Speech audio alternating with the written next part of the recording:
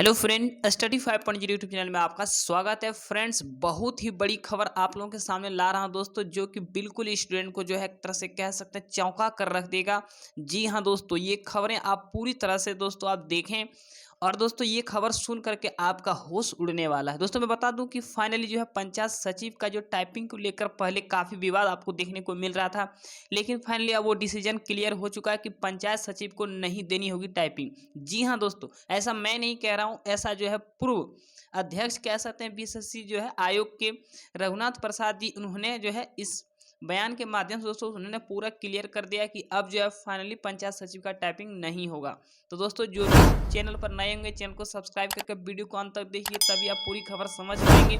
क्योंकि आपको दोस्तों अभी रघुनाथ प्रसाद जी का बयान आपको अभी आप लोगों के सामने स्क्रीन पर देखने को मिलेगा। तो ये रहा दोस्तों, वीडियो आप पूरी देखें। नमस्कार, मैं रघुनाथ प्रसाद आज चर्चा कर रहा हूँ BSSC first inter level exam से संबंधित पंचायती राज विभाग के पद पंचायत सचिव के संबंध में। इसके पहले मैं एक पार्ट 1 वीडियो जो इससे संबंधित है उसमें फिजिकल के जो क्वालिफाइड कैंडिडेट हैं उनकी संख्या संभवतः 4900 है। एक कैंडिडेट ने आज मुझे सूचना दी। मैं ये बतलाऊं कि पंचायत सचिव के रिक्त पदों की संख्या 3161 है, जिसकी नियुक्ति की कार्रवाई चल रही है बिहार कर्मचारी चयन आयोग के द्वारा। संबंधित विज्ञापन की श्रेणी बी के पद पर यह क्रमांक 5 पर है और मुख्य परीक्षा के लिए जो फॉर्म भरा गया है उसमें इस पद का कोड 9 है। इस पद के लिए शैक्षणिक योग्यता जो है, जिसे भी योग्यता कहेंगे, वो है इंटर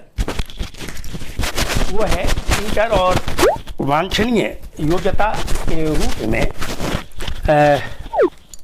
इसमें अंकित है कंप्यूटर पर टंकन तथा एमएस ऑफिस का ज्ञान।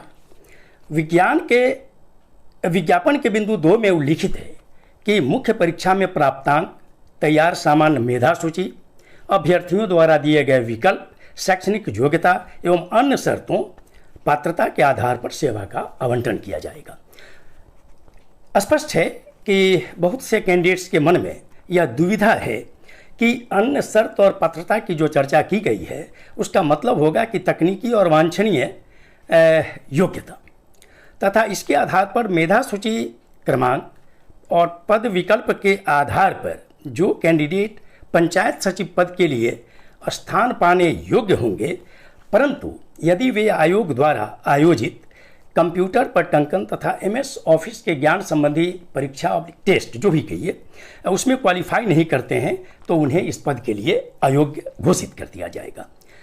इस तरह की क्वेरी दर्जनों कैंडिडेट्स ने की है और तो मैंने उन लोगों से कहा कि आप इससे संबंधित जो नियमावली है वो भी मुझे आप दीजिए।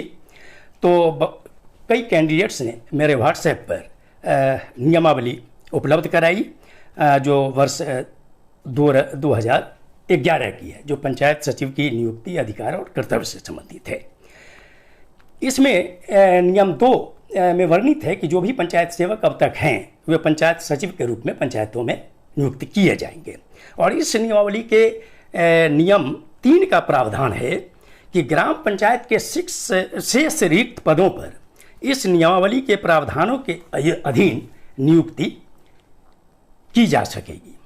अब नियम क्या है इसे हम आगे देखते हैं। ये नियम 4 जिसका उपनियम 3 को कहता है कि आवश्यक अर्हता सरकार से मान्यता प्राप्त शिक्षण संस्थान से उच्चतर माध्यमिक / इंटरमीडिएट / समकक्ष परीक्षा उत्तीर्ण होना होगा। और नियम 4 उपनियम 4 के अनुसार वांछनीय अर्हता वो है विहित अर्हता जो एकदम अनिवार्य है। और वांछनीय अर्हता कहता है कि कंप्यूटर संचालन यथा कंप्यूटर पर टंकन तथा एमएस ऑफिस का ज्ञान।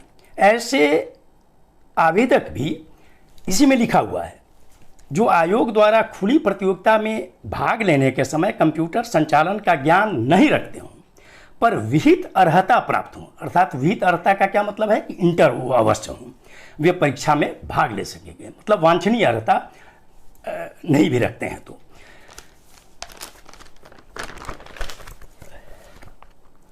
परंतु नियम 5 के अधीन, इसी में आगे लिखता है कि नियम 5 के अधीन विहित परिवीक्षा अवधि, इसका मतलब होता है प्रोबेशन पीरियड के दौरान सामान्य प्रशासन विभाग की अधिसूचना संख्या 1609 दिनांक 24/5/2011 द्वारा यथानियत वांछनीय अर्हता प्राप्त करनी होगी। वांछनीय अर्हता प्राप्त करनी होगा मतलब कि उस प्रोबेशन पीरियड में उन्हें कंप्यूटर टाइपिंग और MS ज्ञान का जो है उसको पास करना होगा, अन्यथा उनकी सेवाएं संपुष्ट नहीं की जाएगी और सेवाएं समाप्त कर दी जाएगी। स्पष्टता ये है कि वांछनीय अर्हता का मतलब ही होगा कंप्यूटर टाइपिंग और MS ऑफिस का ज्ञान, ये उन्हें प्रोबेशन पीरियड में पास करना होगा। नियम 5 के अनुसार एकदम स्पष्ट आगे ये लिखा हुआ है कि प्रोबेशन पीरियड 2 वर्षों की होगी। इस अवधि में इनको 3 चीज़ करना है कि वांछनीय अर्हता भी प्राप्त करनी होगी, प्रशिक्षण भी प्राप्त करना होगा और विभागीय परीक्षा जो होगी वो इनको पास करना होगा। मैंने अब तक जिन तथ्यों की चर्चा की है इसमें बहुत स्पष्ट है।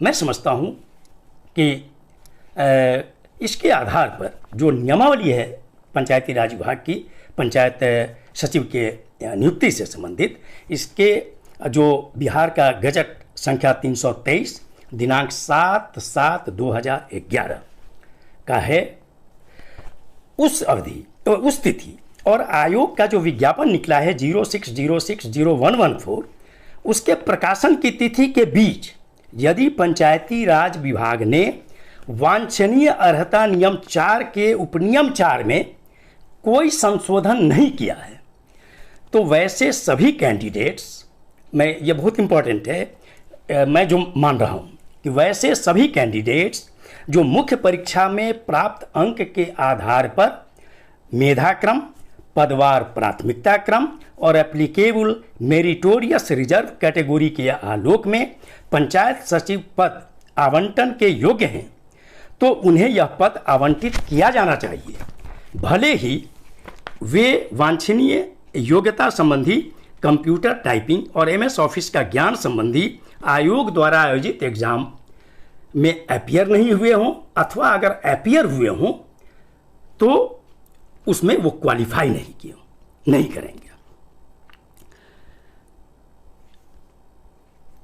पंचायती राज विभाग के इस पद हेतु जो अनुशंसा भेजी जाएगी, इसका मेरा मानना है कि अगर अपीयर नहीं हुए या पास नहीं किए तब भी जो अनुशंसा सूची तैयार हो उसमें जो आवंटन मिलता है उस 3 आधार पे तो उनको पद मिलना चाहिए। लेकिन जो जो अनुशंसा सूची जाए विभाग को उसमें यह स्पष्ट दर्ज होना चाहिए ऐसे कैंडिडेट्स के विरुद्ध जो पास नहीं किए अपीयर होने के बाद भी तो और या अपीयर नहीं हुए, उनके जो रोल नंबर और नाम होंगे उनके सामने रिमार्क्स कॉलम में अंकित किया जाना चाहिए कि इनकी अनुशंसा इस शर्त के साथ की जाती है कि जो नियम है उसके आधार पर प्रोबेशन पीरियड में इन्हें ये पास करना होगा।